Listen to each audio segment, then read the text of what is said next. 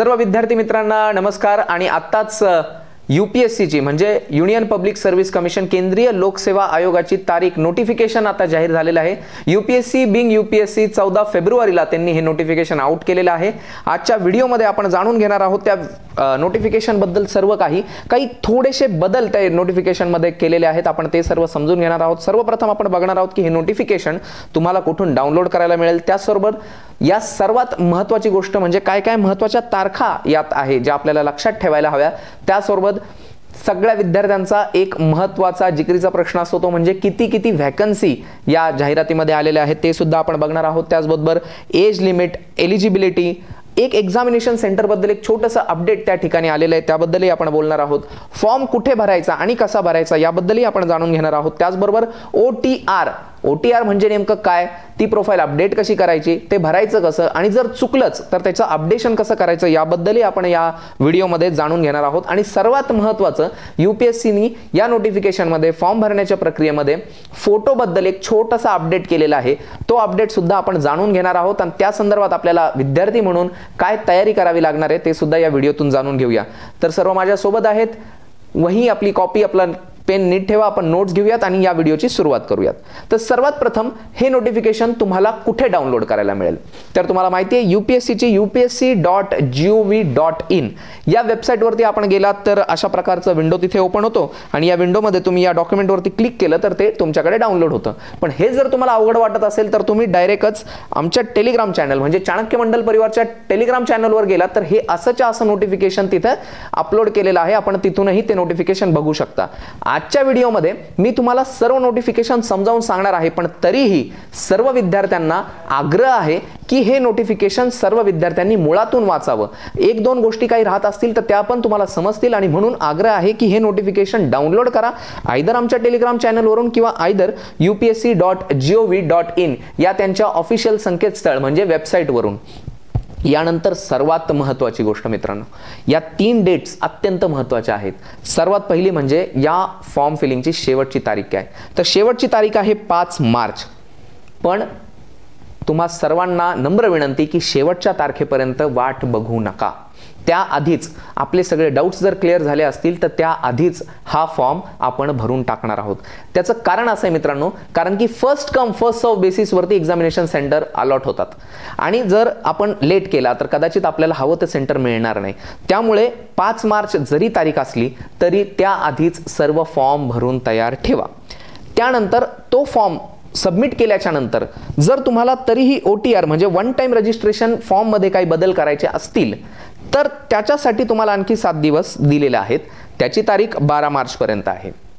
आणि सर्वात महत्त्वाची तारीख आपल्या सर्वांसाठी आहे ती म्हणजे 26 मे। 26 मे ही तारीख आहे यूपीएससी 2024च्या प्रिलिम्सच्या परीक्षेची।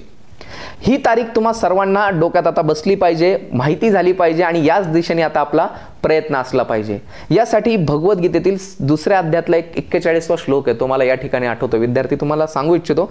या श्लोकात असं म्हणतोय, भगवान श्रीकृष्ण अर्जुनाला सांगतायत आणि ते काय म्हणतायत तर मी शेजारी लिहिलंय, वाचा की व्यवसायात्मिका बुद्धू एकेह कुरुनंदना बुद्धिरे एकेह कुरुनंदना बहुशाखाय हणंताश्य बुद्ध्यो व्यवसायिणमा। खाली त्याचं मी ट्रान्सलेशन पण दिलेलं आहे, पण त्याचं एक वाक्यात ट्रान्सलेशन म्हणायचं तर सिंपल आहे की आता यापुढे रेझर शार्प फोकस या तारखेकडे बघून आपला असायला पाहिजे। रेझर शार्प फोकस, आता तिथे शब्द आहे की बहुशाखाय, बहुशाखा म्हणजे आता भटकू नका, विविध गोष्टींमध्ये लक्ष देऊ नका, आपण ठरवलेल्या मार्गावरती एकदम रेझर शार्प फोकस, एकह कुरुनंदना, एकाच दृष्टीने आपण प्रयत्न करणार आहोत। या महत्त्वाच्या डेट्स तुम्हाला सगळ्यांना लक्षात आल्या असतील तर आपण पुढे जाऊया। पुढे जाता सर्वात महत्त्वाचा प्रश्न सर्व विद्यार्थ्यांना पडतो तो म्हणजे नंबर ऑफ वेकन्सीज। तर या वर्षीची ऑफिशियल नंबर ऑफ वेकन्सी आलेली आहे 1056 1056 जागांसाठी यूपीएससी म्हणजे केंद्रीय लोकसेवा आयोगाची ही जाहिरात आलेली आहे। याच्यामध्ये 40 वॅकन्सी या बेंचमार्क डिसेबिलिटी कॅटेगरीसाठी ठेवलेल्या आहेत, बाकी यापैकी 1056 वॅकन्सी टोटल आहेत। यासाठी तुम्ही नीट बघू शकता की 19, 20, 21 20, 21, 22, 23 यामध्ये वॅकन्सीचं कसं प्रमाण होतं हे तुम्हाला या टेबलमध्ये बघायला दिसतंय। तर याचा फायदा म्हणजे तुम्हाला दिसतंय की या वर्षीची व्हॅकन्सी ही बऱ्यापैकी चांगली व्हॅकन्सी आहे, तर याचा आपण पूर्णपणे फायदा घेऊयात. यानंतर एज लिमिट आणि नंबर ऑफ अटेम्प्ट्स. तर सर्वांना माहिती आहे की UPSCचं एज लिमिट हे मिनिमम 21 वर्ष आणि मॅक्सिमम 32 वर्ष, परंतु आपल्या म्हणण्याप्रमाणे 21 किंवा 32 नसतं. त्या पलीकडे तुम्ही अत्यंत महत्त्वाच्या गोष्ट काय बघायची असेल तर या जाहिरातमध्ये दिलेल्या ह्या 2 तारखा, या 2 तारखांकडे तुमचं लक्ष जायला हवं. 2 ऑगस्ट 1992 आणि 1 ऑगस्ट 2003 तुमचा जन्मदिवस या 2 तारखांच्या मध्ये असायला हवा. जर तुमचा जन्मदिवस 2 ऑगस्ट 1992 असेल किंवा 1 ऑगस्ट 2003 असेल तरीही तुम्ही फॉर्म भरू शकता, परंतु 2 ऑगस्ट 1992च्या आधीचे आणि 1 ऑगस्ट 2003च्या नंतरचे विद्यार्थी मात्र या परीक्षेचा फॉर्म भरू शकणार नाहीत. तर वय पण लक्षात ठेवा आणि या तारखांवरती सुद्धा लक्ष असू द्या. सोबतच eligibility of number of attempts तर तुम्हाला माहितीच आहे, पण तरीही कॅटेगरी वाईज ते अटेम्प्ट्स कसे बदलतात याच्यासाठी एक टेबल मी दिलेला आहे. ठीक आहे, आता आपण पुढे जाऊया. इलिजिबिलिटी काय? जनरली सर्व या स्पर्धा परीक्षांची तयारी करणाऱ्या विद्यार्थ्यांना ही माहितीच असते. महत्त्वाची गोष्ट आपण फक्त रिपीट करतोय तुमच्या माहितीसाठी म्हणून. एक graduate degree with any university which is recognised under UGC. Then there is a nationality. तुम्हाला IAS म्हणजे इंडियन ॲडमिनिस्ट्रेटिव्ह सर्व्हिस आणि IFS म्हणजे इंडियन फॉरेन सर्व्हिसेस या दोघांसाठी नॅशनॅलिटी कम्प्लिटली इंडियन लागते. बाकीच्यांमध्ये थोडेसे चॉईस अवेलेबल आहेत. देर is a Tibetan refugee, Bhutan, असे नेपाळ असे आहेत त्या नोटिफिकेशनमध्ये, पण मला नाही वाटत आपल्या विद्यार्थ्यांना त्याची काही गरज आहे, पण तरीही नॅशनॅलिटी महत्त्वाची. त्याच्यानंतर एक सर्वात महत्त्वाचं क्रायटेरिया आहे तो म्हणजे फिजिकल क्रायटेरिया. तर त्याच नोटिफिकेशनच्या अपेंडिक्स 3 मध्ये काही फिजिकल म्हणजे शारीरिक क्रायटेरियाज काही दिलेले आहेत, तर त्या सुद्धा आपण नीट वाचूयात. त्या शारीरिक क्रायटेरिया का दिलेले आहेत तर कदाचित you might be applying for certain services which require certain physical standards. You might be applying for म्हणजे जर तुम्ही पोलीस सर्व्हिसेससाठी तयार करत असला तर त्यासाठी IPS वगैरे सर्व्हिसेससाठी एक ठराविक फिजिकल म्हणजे शारीरिक पातळी ठरवलेली असते. त्या पातळी कशा याच्यासाठी अत्यंत महत्त्वाचं म्हणजे असा हा अपेंडिक्स 3 आहे. तर त्यामध्ये या सगळ्या डिटेल्स त्यांनी दिलेल्या आहेत. याचबरोबर सर्वात आनंदाची बातमी म्हणजे या नोटिफिकेशनमध्ये मला वाटलेली की 40 नंबरला जिथे अपडेट असतात प्रिलिम्सचे एक्झामिनेशन सेंटर्स दिलेले असतात, या प्रिलिम्सच्या एक्झामिनेशन सेंटर्समध्ये 40 नंबरवर तुम्हाला दिसतंय एक महत्त्वाचं सेंटर ॲड झालेलं आहे. 40 नंबरला आता कारगिल हे सुद्धा UPSCचं एक्झामिनेशन प्रिलिम्स एक्झामिनेशन सेंटर असणार आहे. या स्पर्धा परीक्षेचा तयारी आणि अभ्यास करत असताना करंट अफेअर्सवरती आपलं लक्ष पाहिजे. तर तुम्हाला माहिती असेल की मागच्या काळात याविषयी बातम्या आलेल्या होत्या आणि UPSCनी ती डिमांड मान्य करत आता कारगिलला सुद्धा एक डेडिकेटेड UPSCचं एक्झाम सेंटर स्थापन केलेलं आहे. याबद्दल UPSC आणि आयोगाचे मनपूर्वक धन्यवाद, आभार. त्यानंतर फॉर्म कुठे भरायचा? जनरली upsc.gov.in ही वेबसाईट आपल्या सर्वांना माहीत असते, परंतु मात्र फॉर्म भरण्यासाठी आपल्याला वेगळी वेबसाईटचा वापर करायचा आहे. That is upsconline.nic.in. upsconline.nic.in या वेबसाईटवरती जाऊन एक प्लॅटफॉर्म ओपन होतो, त्याला आपण म्हणतो OTR platform. OTR one time registration platform. या प्लॅटफॉर्मवरती वन टाइम रजिस्ट्रेशन म्हणजे काय तर त्यात आपली सर्व माहिती एकदा भरायची असते आणि त्यानंतर त्याच्यामध्ये फोटो आणि सिग्नेचर ती कशी करायची आपण पुढे बघणारच आहोत. ती माहिती अपलोड करून आपल्याला फॉर्म भरता येतो. तर लक्षात ठेवा upsc.gov.in नाही upsconline.nic.in. यानंतर आपण पुढे बघूया की OTR प्रोफाईलमध्ये जर एकदा का तुम्ही ती OTR प्रोफाईल भरली, ती सबमिट झाली तर तुम्हाला त्यात बदल करता येतो का? हा अत्यंत महत्त्वाचा प्रश्न. बऱ्याच वेळेस चुका होऊ शकतात, त्यामुळं स्पष्टपणे दिले आहे की in case any candidates want to effect any change in the OTR profile it shall be allowed only once in life time. एकदाच अलाउड असतं आणि profile data shall be available till 7 days for next days. म्हणजे मी तुम्हाला सांगितलं होतं की 5 मार्चला आपली शेवटची तारीख आहे फॉर्म भरायची. त्या 5 मार्चच्या फॉर्म भरल्याच्या तारखेच्या नंतर 12 मार्च ठीक आहे 12 मार्च पर्यंत तुम्हाला OTR मध्ये बदल करता येणार आहे. एकदाच करता येतो, त्यामुळे पहिल्यांदाच फॉर्म भरताना नीट व्यवस्थित वाचून पद्धतशीर भरा, त्यामध्ये बदल करण्याची गरज पडू नये. ठीक आहे. त्यानंतर एक महत्त्वाची गोष्ट या ठिकाणी दिलेली आहे, त्याला आपण क्यूप्रेप असं दिलं आहे, online question paper representation portal. म्हणजे काय, तर आता तुम्हाला माहिती आहे की आपली परीक्षा कधी आहे, 26 मे. 26 मेला परीक्षा आहे. परीक्षा झाल्याच्या नंतर एक 7 दिवसाची विंडो आपल्याला दिली जाते. 7व्या दिवसापर्यंत ती विंडो दिलेली जाते.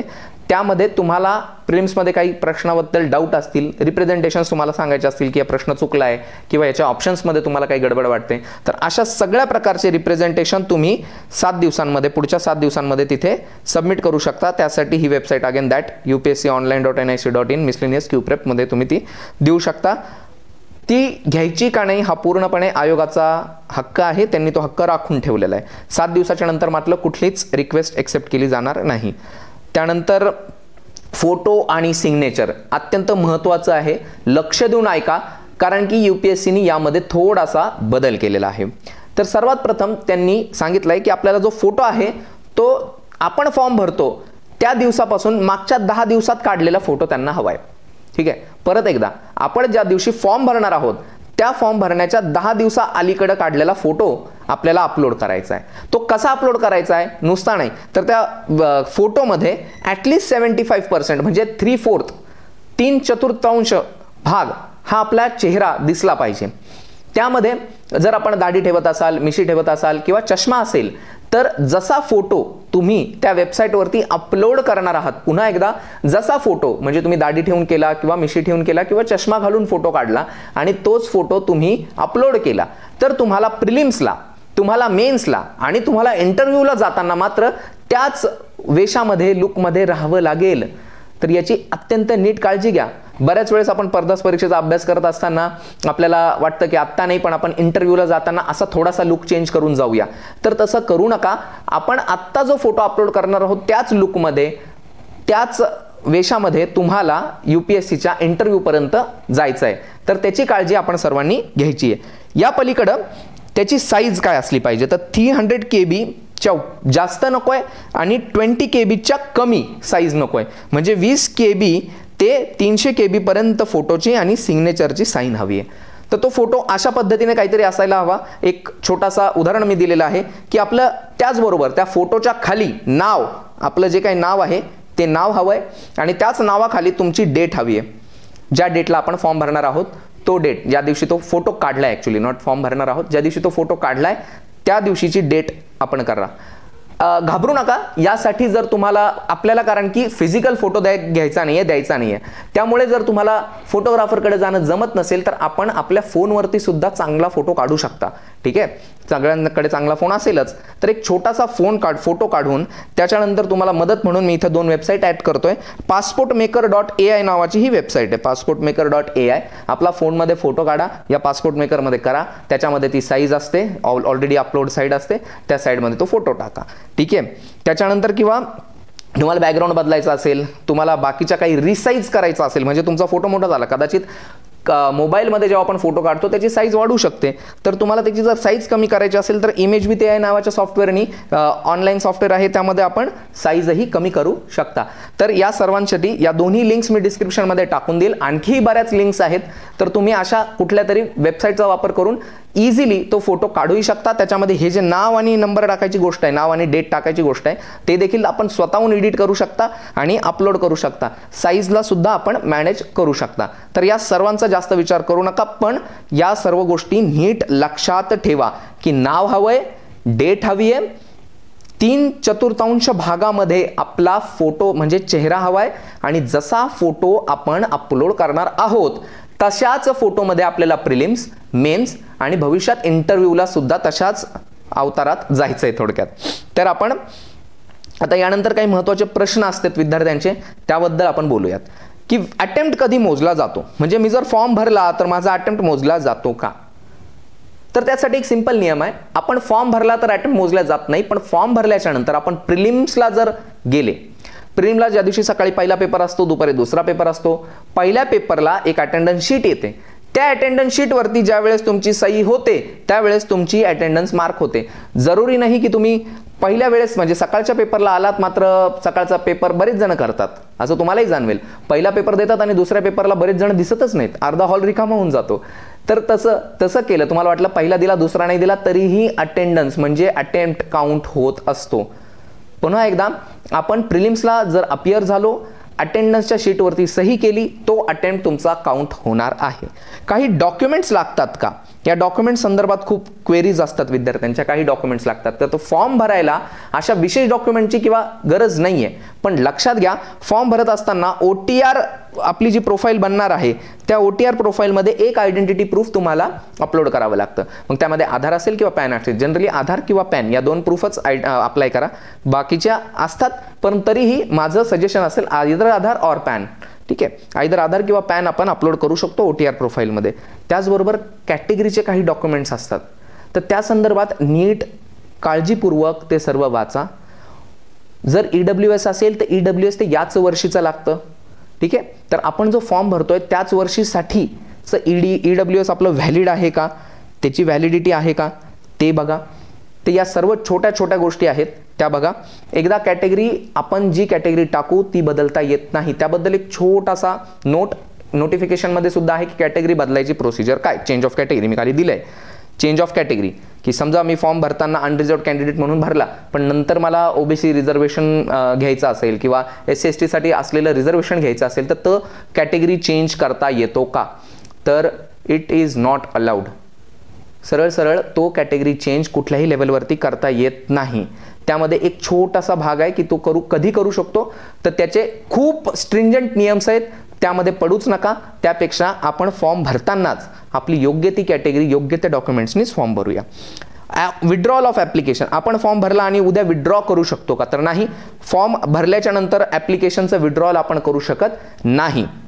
यासोबत UPSCनी त्यांचं फॅसिलिटेशन सेंटर जे विद्यार्थी मुंबईत दिल्लीमध्ये आहे त्यांच्यासाठी कमिशनच्या ऑफिसच्या बाहेर इन पर्सन आपण जाऊन भेटू शकता. त्यामध्ये तुमच्या काही क्वेरीज असतील तर डायरेक्ट विचारू शकता, किंवा त्यांनी या ठिकाणी एक डेडिकेटेड हेल्पलाईन नंबर देखील दिलेला आहे. या डेडिकेटेड हेल्पलाईन नंबरवरती तुम्ही कॉल करू शकता. तुमच्या फॉर्म संदर्भात जर काही या पलीकडे ज्या क्वेरीज नोटिफिकेशनमध्ये स्पष्टपणे नमूद केलेल्या नसतील, या पलीकडे काही प्रश्न असतील, तर तुम्ही नक्कीच त्यांच्या ऑफिशियल नंबर्सवरती कॉल करू शकतात. आणि हो, तुम्हाला जर काही गरज लागली तर चाणक्य मंडलच्या कुठल्याही वास्तूमध्ये आपण कधीही भेट करू शकता.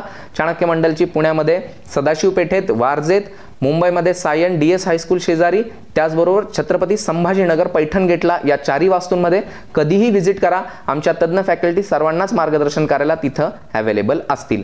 तर यासोबतच आता सर्व गोष्टी नीट समजल्या असतील. आता आपण सर्व गोष्टी नीट समजल्या असतील तर या सर्व गोष्टींचा नीट विचार करा, डॉक्युमेंटेशन नीट करा आणि लवकरात लवकर या सर्व फॉर्मॅलिटीज कंप्लीट करून फॉर्म भरा. मी जसं म्हटलं की शेवटपर्यंत थांबू नका, कारण की शेवटपर्यंत थांबले तर तुम्हाला हवं ते एक्झामिनेशन सेंटर मात्र अलोकेट होत नाही. तर त्याची काळजी नीट घ्या. आणि यावेळेस तर UPSCनी त्याला बोल्ड केले नोटिफिकेशनमध्ये की फर्स्ट कम फर्स्ट अलॉट. जो पहिले तो सेंटर मागेल त्याला ते सेंटर अलॉट केलं जाईल.